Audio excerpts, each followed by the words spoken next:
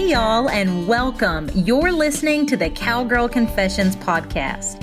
I'm your host, Dakota Dawn Johnson, small-town cowgirl with southern roots, blazing a trail as a Midwest ranch wife, mama, and businesswoman. The mission of Cowgirl Confessions is to share the wonderfully wild and western life stories of cowgirls from all walks of life. We'll talk about the highs, the lows, and everything in between when it comes to navigating careers, cowboys, kids, and cattle. Legendary cowgirl Dale Evans said it best: "Cowgirl is a pioneer spirit, a special brand of American courage." The cowgirl faces life head-on, lives by her own lights, and makes no excuses. Cowgirls take stands. They speak up. They defend the things they hold dear. A cowgirl might be a rancher, a barrel racer, a bull rider, or an actress, but she's just as likely to be a checker at the local Winn-Dixie, a full-time mother, a banker, an attorney, or an astronaut. If you're into wet saddle blankets, talks with God, buckets full of laughter, and the life lessons learned in the process, kick off your boots and settle in.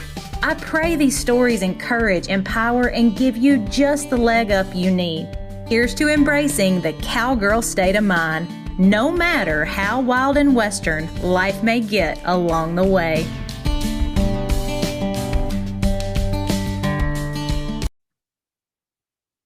Good morning, y'all. Thanks for being here for another episode of the Cowgirl Confessions podcast.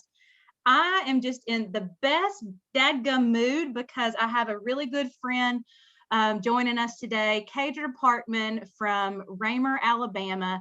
Y'all, Kadra has been a friend of mine for a very long time, super important woman in my life.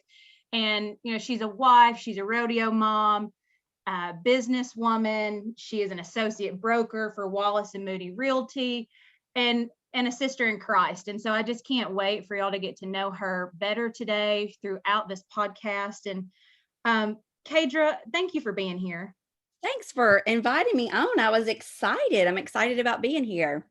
Yes, me too. And y'all, Kadra is one of the first people that when I kind of came up with this idea that I wanted to do a podcast, you know, I put this text message together and sent it to about 10 people, and she was one of those 10. And she's always been the kind of friend that'll give me that straight talk, but will encourage me and just be like, do it. I'm on board. Tell me when we're going to record. So this has been a long time coming, us getting to record this episode. And yeah, I can't thank you enough, Kadra, for always being that friend in my corner, no matter how wild and crazy my ideas may seem sometimes.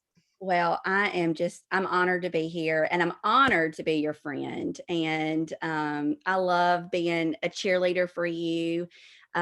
You're brilliant. And so any idea you have, I'm going to support you 110%. So glad to be here. Thank you so much.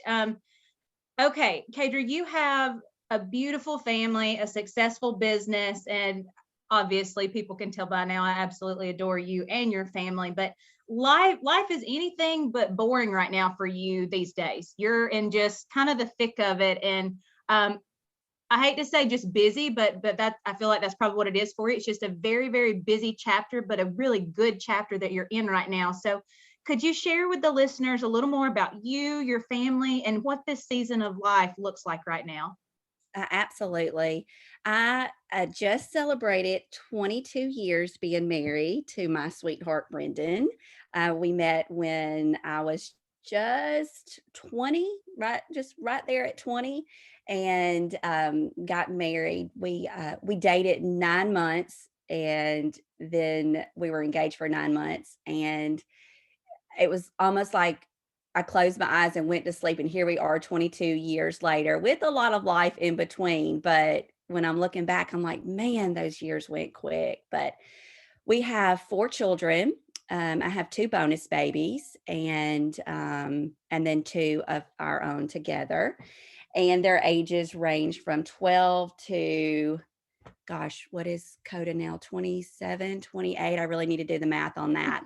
And I'm also a grandmother. I'm a 43-year-old grandmother, the 2 of the most precious little boys. They are so busy and so much fun. I'm enjoying getting to watch our oldest daughter become a mom and raise them. And it's just, not only that, but then having, the younger two that are super busy right now, both still in school. They both rodeo. I think we're in about 4 associations right now. So between, rodeo every weekend, my husband's running a cattle business. I'm in real estate. Of course, this is the spring market, and the real estate market's just, there's no better way to say, but it's off the chain. And it has really been since this time last year. It hasn't really been a lull, but so we've got a lot going on. It's fun. And every day I thank the Lord for giving us the blessings of being busy, but also, um, right now we're all healthy, we're all safe. We're just really in a good place, and we try not to take any day for granted. So I enjoy the busyness, and I do see one day that I'll be able to sit on my front porch and just watch the cars go by. I know that's going to happen at some point. So just enjoying this time right now. Yeah, and I feel like when you're entering that chapter, I'm going to be closer to, in the chapter you're in right now. And Oh so yeah. when I send you the text messages of like, oh girl, pray for me. I don't know if I'm gonna get through this. You're gonna be that voice of wisdom and reassurance, like it's coming, and don't wish it by. Do not wish it by. Exactly. And that's what I keep telling myself. We invested in something that helps us travel a little more comfortable these days. So when, we're traveling with the kids, Britt and I look at each other and we're like, we don't ever want to forget these days. Like we're just trying to soak it all in, even where you are in the tiny stage, you're in, woo, I know where you're at, and those are hard times. And my friends with little ones like yours, I say, when you're rocking them at night and, you're up in the middle of the night sometimes and you're like, child, would you just please go to sleep? Sit there, just take a deep breath and just thank you, Lord, for giving me this time to hold this sweet baby, this sweet, healthy child. And, um, enjoy every season. That's what I say. I just try to enjoy every season. I get frustrated sometimes, but you just have to stop and just breathe and just say, thank you, Lord. So good and so well said, Kadra. Um, you have always, for as long as I've known you, you've had such a gift with being able to connect well with people and work well with others. And I've watched you do that, in your family, with all the kids. I've watched you do it, and we've worked together, and as a manager and a boss, and in your bunco group with your lady ministry friends. And so I just I I'd really like for us to kind of go back a little bit, and if you could share just where you feel like that skill set to just really connect well with others, where that kind of came from over the years. And I feel like so much of it's just something God planted in you, but you have refined that skill. And I know that's an asset to what you're doing now, in the real estate world. But I've gotten to watch firsthand just what a difference it makes, and really and truly just tried to model after you, in my own life and business and everything, doing that. So take us back to kind of what it looked like growing up and some of those jobs you've had leading up to now. I agree. I think being able to relate to people, and connect with people is something that, God blessed me with. But I also feel like it comes from a point of compassion and trying to put yourself in somebody else's shoes and kind of understanding where they're coming from, that helps connect with people. Everybody's different. And I think that it is a lot of times just trying to understand them. I love people. I love being around people. I love meeting new people. And I don't know. I think maybe it also comes from how I was raised. My parents don't really meet a stranger. They don't. I didn't come from much, My mom was in the military. I was uh, basically, they divorced when I was real young. So I was raised by a single mom 90% of the time. Um, and then grandparents, had a lot of people around me bringing me up. It was kind of a community thing, within my church, and my, family friends raising me. And I think those experiences too, um, maybe helped me along the way of my being able to connect with people on different levels. Yeah.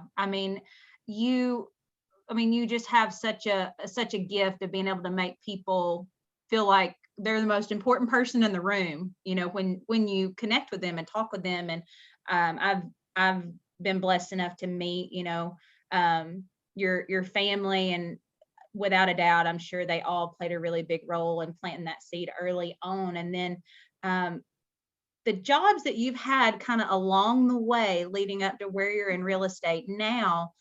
You and I got to work together at your deli and bakery called Sweet Peas, and we'll talk more about that kind of business venture and journey in a minute. But what were some of the different places that you worked over the years? Well, right out of high school, I worked for a company in Montgomery called Jim Wilson and Associates. They were big developers here and really all over the Southeast, building malls and uh, places like that. And there, I was only there maybe a year, if that, but I feel like with every job, every role I've been in, I've taken away something. And in that company in particular, the man that owned the company, Jim Wilson Jr., was a philanthropist. He treated all of his employees, whether you were the switchboard operator, which is what I was, or the man that was putting the leases together on these big malls, or the attorney within the company or the CPA within the company. He treated everybody the same. This is a company that had suede walls, and people would come in and brush the walls once a week or water the plants. Somebody was just there specifically to water the plants, but he treated everybody the same. And he was so good to all of us. And at that point, I learned that if you're running a company, the best thing you can do is treat all of your employees the same. Love them, have compassion towards them. You still have to guide and kind of drive the bus on that company, but if you didn't have all the other workers or all the other people there supporting your company, then you would be nowhere. So I think when it came to Sweet Peas, it was important to me. I mean, I was in that kitchen. I was cooking, I was baking, Mhm. I was down in the trenches, and looking back now, I feel like maybe I wouldn't have gotten so overwhelmed in that company if I could have, kind of stepped away a little bit and hired and filled in those positions. But I'm really a team player, and I want it to be there. You know what I mean? I want it to Mhm. be in the trenches with people.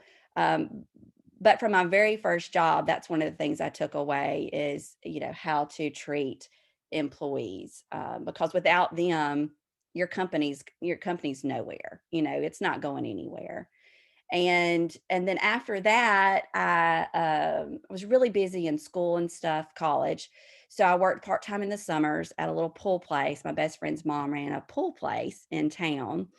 And there, I think maybe I picked up a lot of communication skills because I was dealing with the public, people coming in, get their water tested for their pool. It's a funny story, but that's actually how I met my husband, and was through a customer there. And but I worked with a sweet lady. She had the best personality, and we just had so much fun. And so I think from that job, I took away communication skills and dealing with the public, which now in hindsight, I see with what I'm doing in real estate, how, you know, how that influenced me to be a better person in my, being able to communicate with people. In real estate, I kind of started out working with people that I knew, families, friends, my sphere of influence, but it's really grown.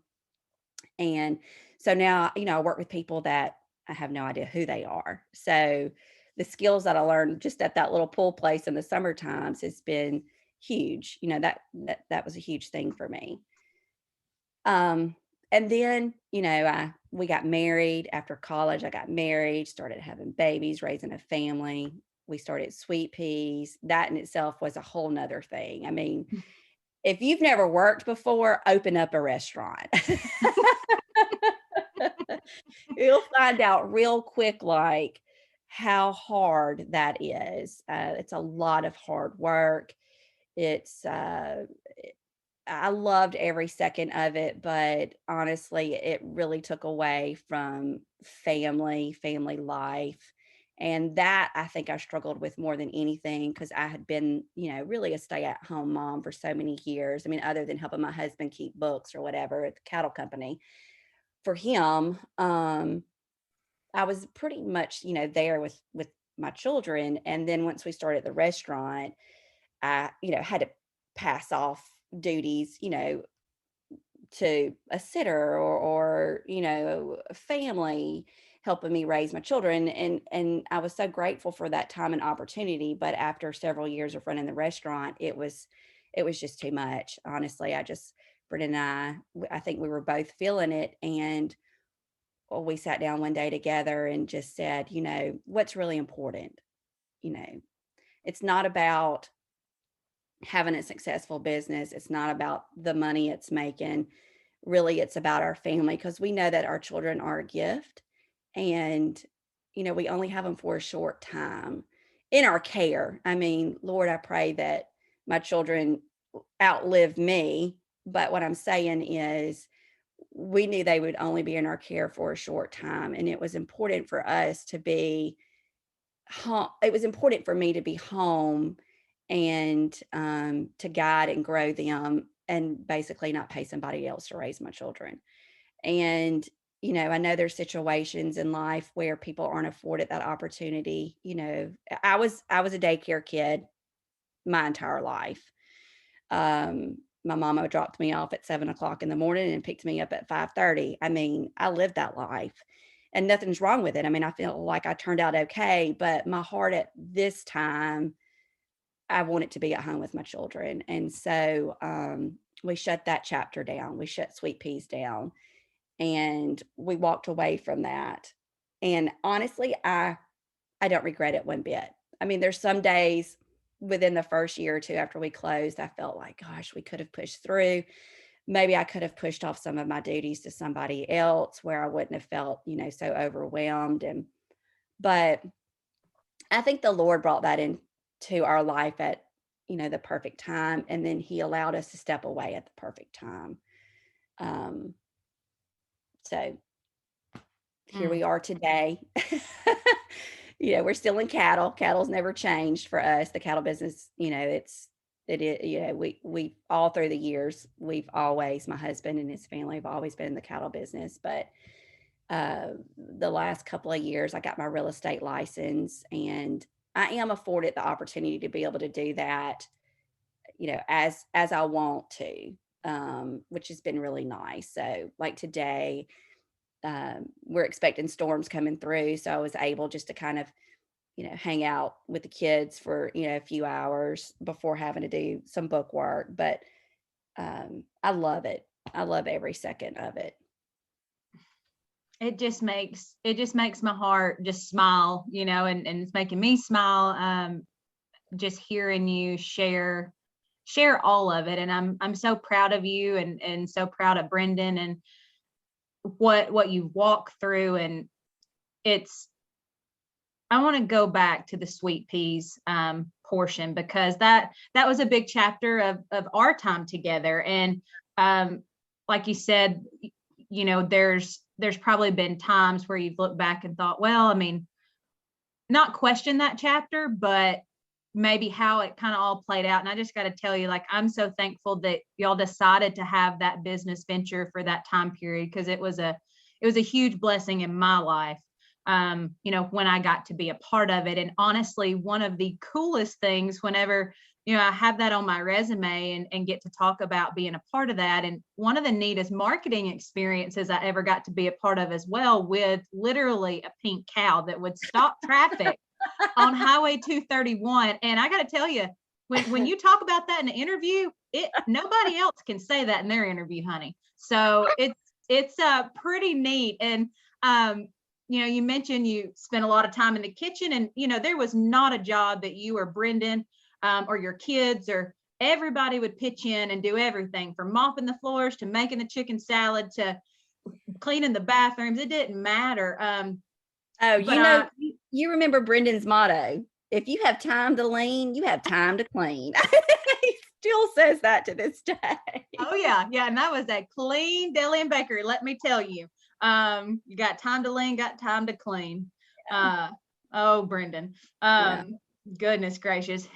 Y'all were just, so much fun. And I got to enjoy the benefits of you learning those things at your previous jobs, getting to work day in and day out with you guys. And Kadra, let's talk a little bit about kind of how the decision to even open Sweet Peas kind of came to be, because you were so creative and talented in so many ways. I mean, you can cook, you can tell stories. I mean, you're just like hostess of the mostest in my eyes. So how did the Sweet Peas dream kind of begin? I tell you, sometimes creativity can either be really grand or it can be a curse, because I feel like my brain is in overdrive all the time, and just trying to funnel that and pick one thing, Kadra, just pick one thing. I have a hard time doing that. But Sweet Peas came to fruition because I was at home. I was baking cookies and cupcakes, and I'd started doing these hand-painted cookies and just kind of posted on Facebook, a few little things I was doing. And of course, then that led into orders and people wanting me to make hand-painted cookies for them. And then that kind of blossomed out of my home. And it was a lot with a little electric oven that could only put 2 sheet pans, maybe a dozen to 2 dozen cookies at a time. And, I would bake these cookies during the day, and then, flooding and painting hand-painted cookies. I mean, that's a pretty time-consuming process. So I would get the kids in bed and get them, in bed at night. And then I would really start working at probably, 9 o'clock at night and work through the night and then get back up and do it all over again. So we decided to open up just a real small little bakery deli thing. We just really wanted to capture the traffic going back and forth on 231 to the beach. And in the summer times, well, you know how things go. Your dream just keeps getting bigger and bigger and bigger. And then a pink cow shows up one day, and I'll never forget one of the girls back in the kitchen. Do you remember Kaysen that worked? Oh yeah. With us? Yeah. Love sweet Kaysen. She hollered out the door one day, "Mr. B, put the cow up, because anytime the cow was out, the place was just buzzing. And it was so much at one point that the kitchen couldn't keep up with it. So she was like, "Go put the cow up." Sweet Pea was a heifer that Brendan just took off a load that came in from a stockyard one day. So the pink cow came to mind because we were trying to come up with a catch for the logo, the brand. And we knew we wanted to revolve around a cow, kind of tie the cow into it. And we were riding down the road, and Rayleigh was in the back seat. I mean, she was still in a car seat at this time, maybe 2 or 3. And I'll never forget, we were going down Woodley Road, and we passed my in-laws' place, and Rayleigh goes, "Pink cow, Mama, it's a pink cow." Everything was pink in her world back then. And it was like a light bulb just came off. And I was like, that's it. A pink cow, Sweet Pea, a pink cow. And all I had to do was mention it to Brendan. And he was on a mad mission to find this, perfect cow to make pink.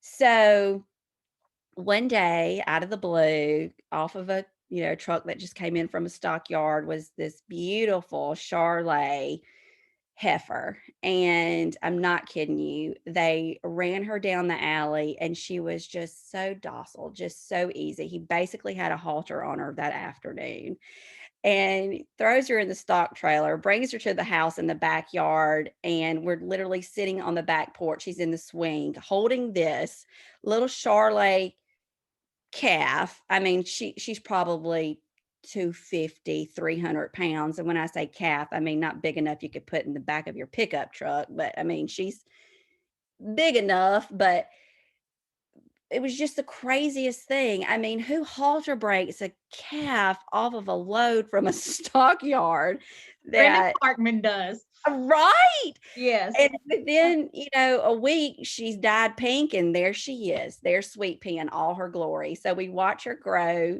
through the years of having Sweet Peas, and they would groom her and love her. And I mean, she literally stayed in our backyard all those years. And on the weekends, we'd get her all dolled up and bring her up to the restaurant and basically stop traffic is what we would do. I'll never forget Brendan saying one day he was out there holding her by the, up there close to the end of the road. And he said, all of a sudden, this BMW, he saw this woman, like, it was like, I could just see her head just turn, just what? You could just see everybody's reaction. And all of a sudden she busts off in the median, does a U-turn now in a BMW in the center of 231 in the median, and flies up the hill to come see this pink cow. I mean, it was the craziest thing. Craziest. Oh, man. So if like anybody wants to build a business, build it on a pink cow. It'll work. It has proven. It'll work. It'll work. And she's still with us. We once we closed the business down, we just turned her out, and she's one of our brood cows now. She's out at the old place. So even sometimes when you call her, she'll pick that head up like, are you calling me? Oh, through getting to work side by side with you guys there and that whole Sweet Peas experience, what it taught me is that no matter what you're doing, it doesn't matter if somebody's coming to buy a sandwich from you, or how they decide to choose you to be there that day. You need to give them an experience. And that's what we offered at Sweet Peas, outside of Sweet Peas, the pink cow. When people walk through that door, I mean, that was just something that you guys ingrained in us, like, make this an experience for them. And I'm so thankful for that chapter, because while I had grown up, in the restaurant business, and it was a different take on it. And so it just really helped me refine my people skills, and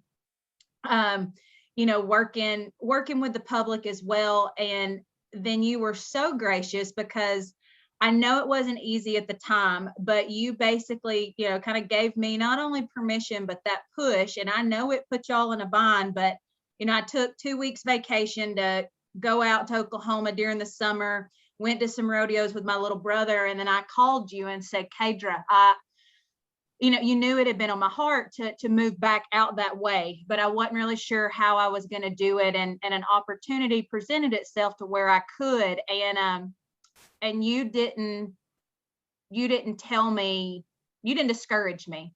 Even though I know it was hard for you to say, okay, you're my right hand woman and you're about to leave me. You encouraged me to go and pursue that. And so I'm just so incredibly grateful for that experience we had together. Well, I knew your talents way exceeded where you were. And if the Lord opened up a door for you, who would I be to shut it, or to say, no, that's not right. That's not what you should be doing. Yeah, I would never want to,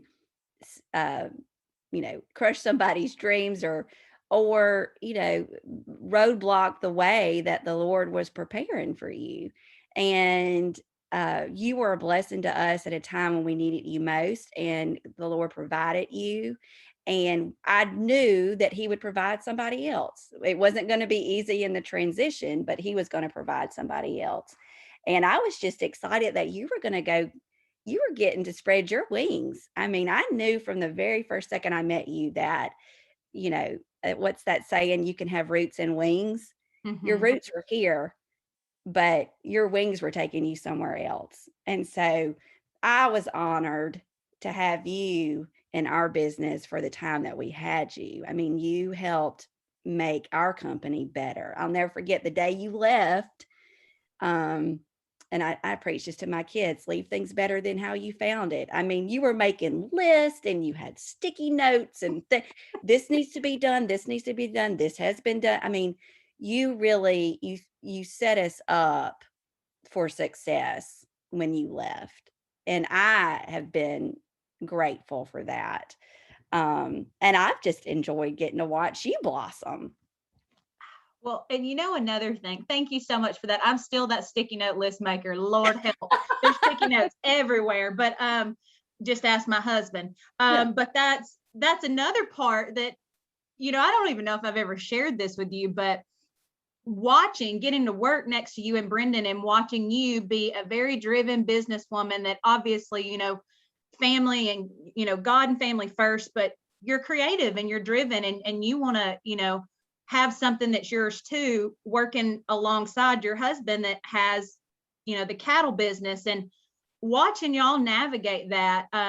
Turns out here a few years later, I'm in a very similar position that you're in, being married to, a man that loves cattle and is very passionate about the industry. And I learned just so much from kind of being a fly on the wall around you guys and watching how you encouraged Brendan when the market wasn't good, or watching, how he encouraged you when y'all had a really long night the night before and calves were out or something, but you still had to come to work and bake cookies for a catering order. I mean, that I got to see all that firsthand. And so I guess, Kadra, could you kind of share with all of us some of your best advice on when you are married to somebody in the cattle business and you're trying to build your own business as well, some things that you've learned?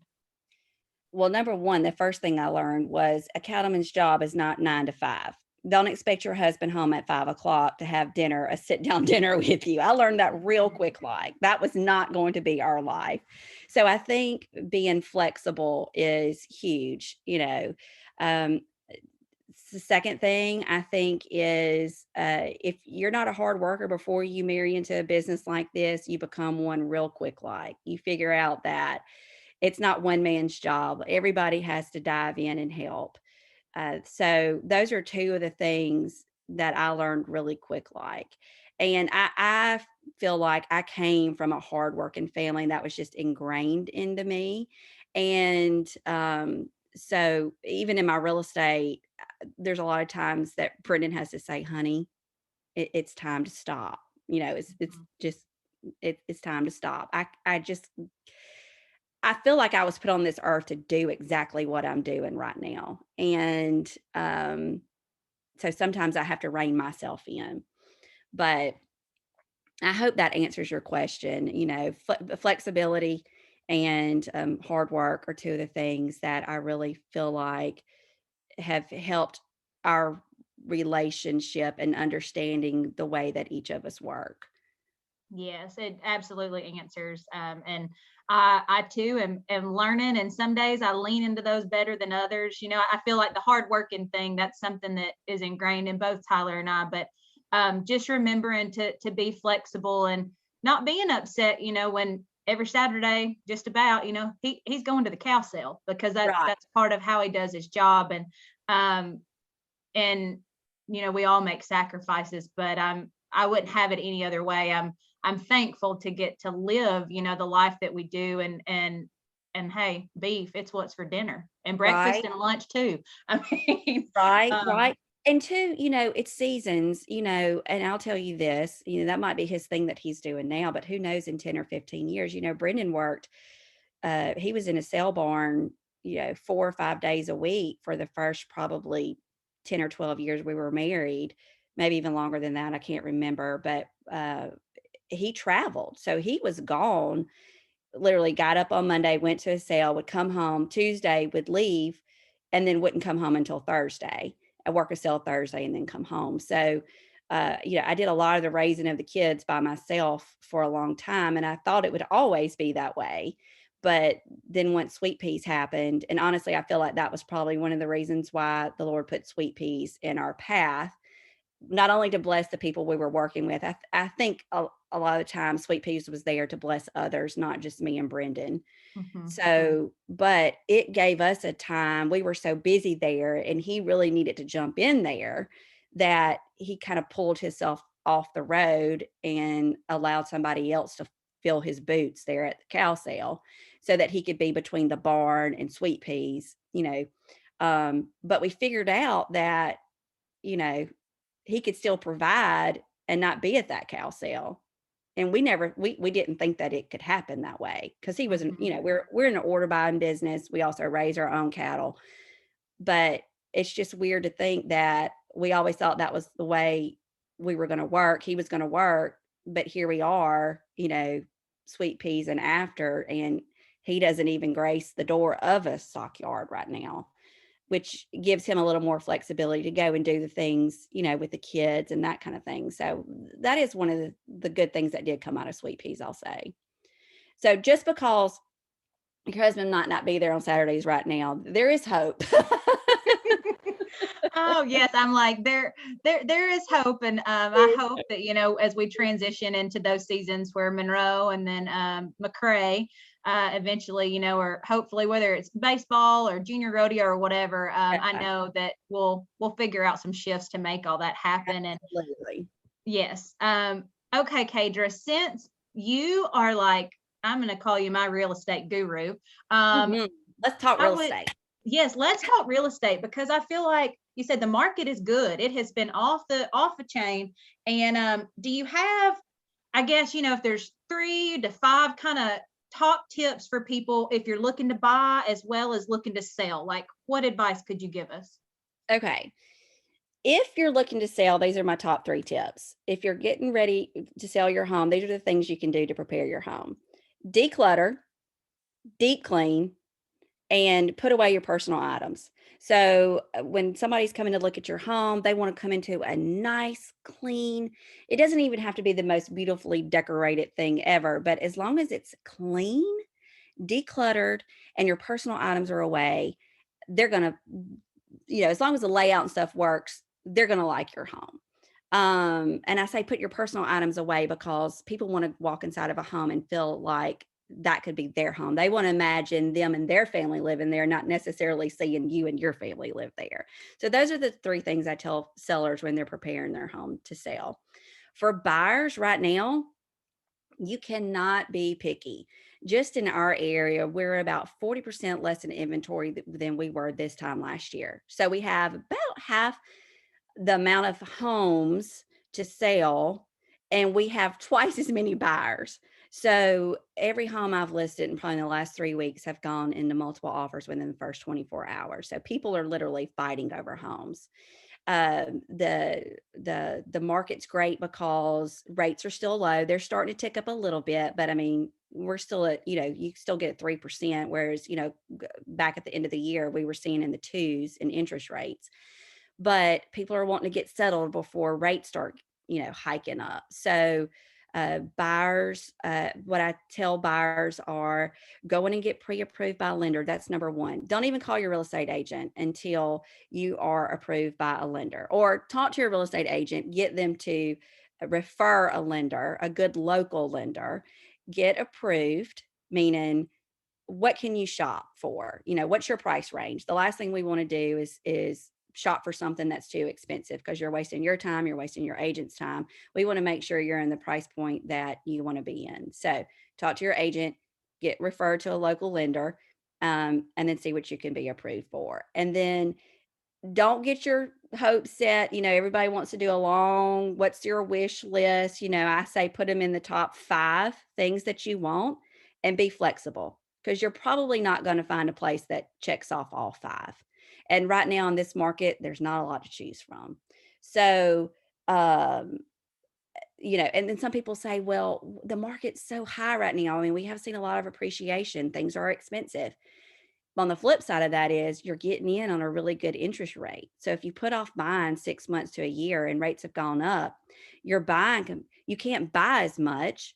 You can't, you're not going to be able to spend as much because your rates are gone up. Your monthly mortgage is going to be more.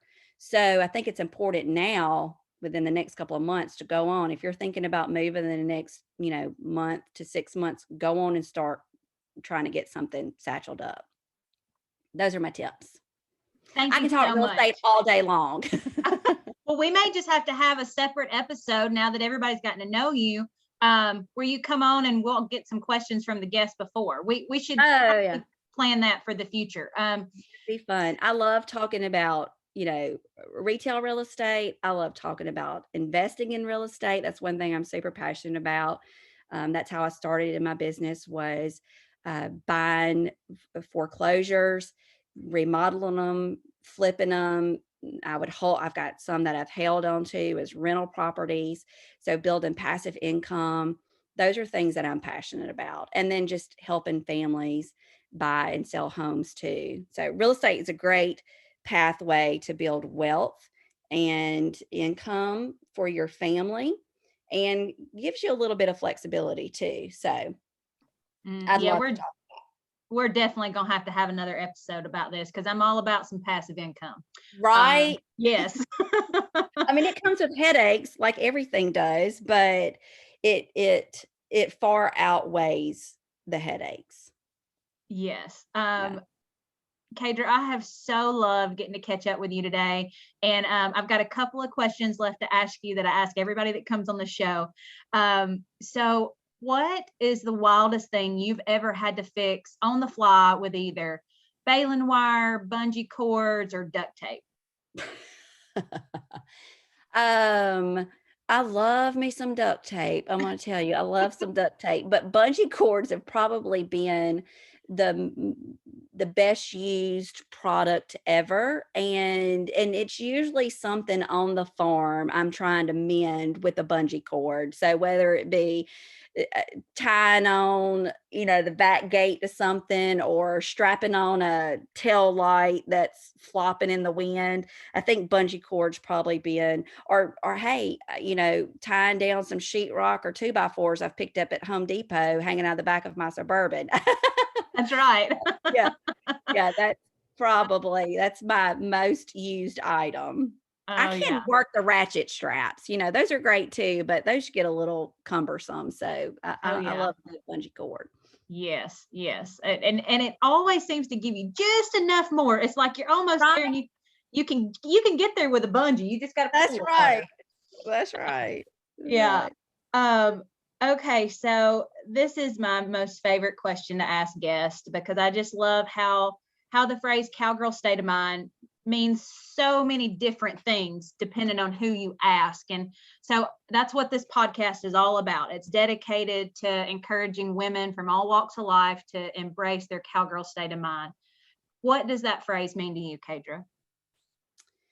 I think the cowgirl state of mind is never giving up. It's kind of always pushing through the hard times, enjoying the good and the sweet times, but just pushing through and taking everything that happens in life as a time for learning and growing.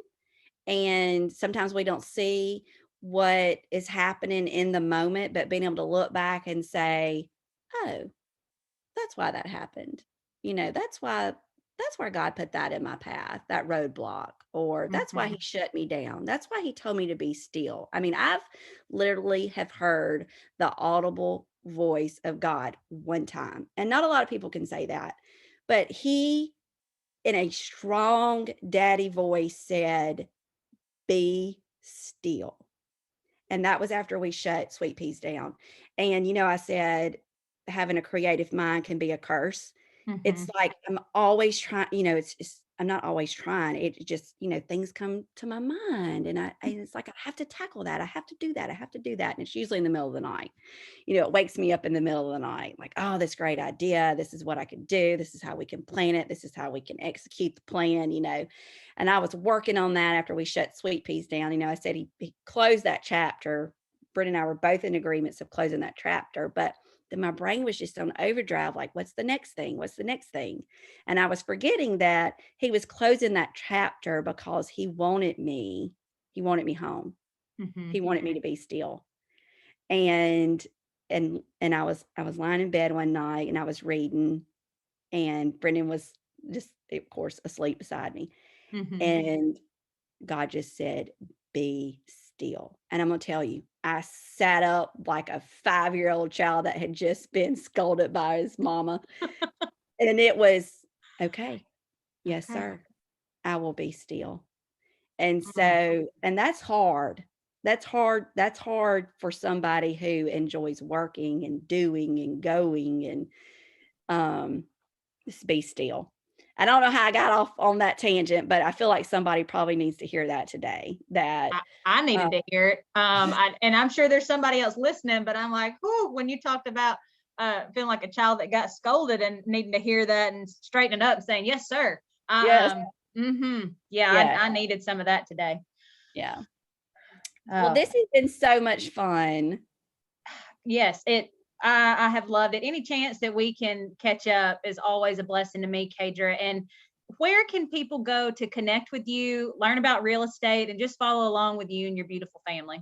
I am on Instagram and I'm just Kadra Parkman, or my website's kadraparkman.com, and that's the real estate side. And or you can DM me on Instagram and we can chat, talk. I'll share my phone number, whatever. Anytime I can encourage a lady in business or motherhood or your relationship with Jesus, I'm all for it. So Thank you again, friends. So good. And I just hope you have the best day.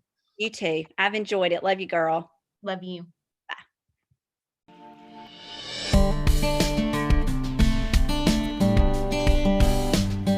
Thank you for spending your time with me on the Cowgirl Confessions podcast. I'm so glad y'all stopped by. If you could take a moment to share this episode and tag us on social media, I'd be happier than a cowgirl in a sea of buy one, get one vintage turquoise. Subscribe to make sure you don't miss an episode. New episodes will be released bi-monthly. Please leave us a review if you feel so led by going to iTunes. Your feedback will really help us breed the idea of grabbing life by the horns with a cowgirl state of mind into women across the globe. Some that may have never even had the privilege to throw their leg over a horse, but could most certainly use the cowgirl state of mind while navigating life. Thanks again, y'all. Until next time, keep pursuing your dreams with that all go and no woe mentality. Remember, you're writing a story that's worth saddling up for, sister.